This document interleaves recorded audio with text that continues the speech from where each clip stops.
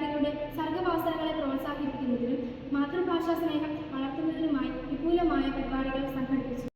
വിദ്യാലയത്തിലെ വിവിധ സ്കൂൾ ക്ലബ്ബുകളുടെ സംയുക്ത ഉദ്ഘാടനവും PTA പൊതുയോഗവും ദീപിക നമ്മുടെ ഭാഷാ പദ്ധതി എന്നിവയാണ് വിദ്യാലയത്തിൽ വെച്ച് വിജയകരമായി നടന്നത്. വിദ്യാർത്ഥികളിൽ വായനാശീലവും അറിവും വർദ്ധിപ്പിക്കുന്നതിനായി നടപ്പിലാക്കുന്ന ദീപിക നമ്മുടെ ഭാഷാ പദ്ധതിയുടെ ഉദ്ഘാടനവും DCL പ്രവർത്തന വർഷ ഉദ്ഘാടനവും രൂപത Deepika friends club director reverend father George Nellikunnu Cheruvu Purayidam ഉദ്ഘാടനം ചെയ്തു.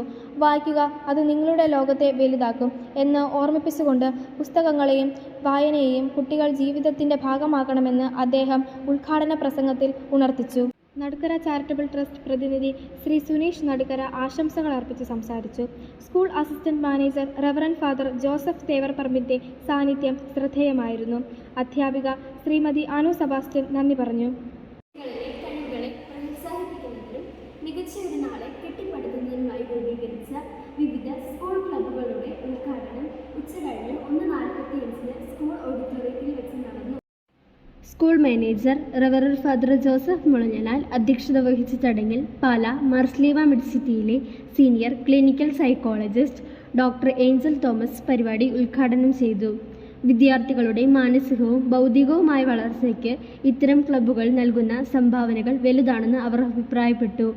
വിദ്യാരംഗം, KCSL, Vimukthi, science club, social science club, maths club, language club, health club, little kites, media club, nature club, gardening, red cross, sports, quiz club, teens club, അഡാർട്ട് club തുടങ്ങി കുട്ടികളുടെ സർവ്വതോമുഖമായ പുരോഗതി ലക്ഷ്യമിടുന്ന എല്ലാ ക്ലബ്ബുകളുടെയും പ്രവർത്തനം ഇതോടെ വിദ്യാലയത്തിൽ സജീവമായി.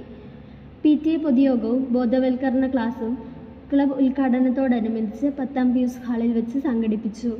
രക്ഷിതാക്കളും അധ്യാപകരും തമ്മിലുള്ള ഊഷ്മളമായ ബന്ധം നിലനിർത്താനും കുട്ടികളുടെ പഠന നിലവാരം മെച്ചപ്പെടുത്താനും ലക്ഷ്യമിട്ടായിരുന്നു യോഗം. പൊതുയോഗത്തിന് ശേഷം മാതാപിതാക്കൾക്കായി പ്രത്യേക ബോധവൽക്കരണ ക്ലാസും നടന്നു.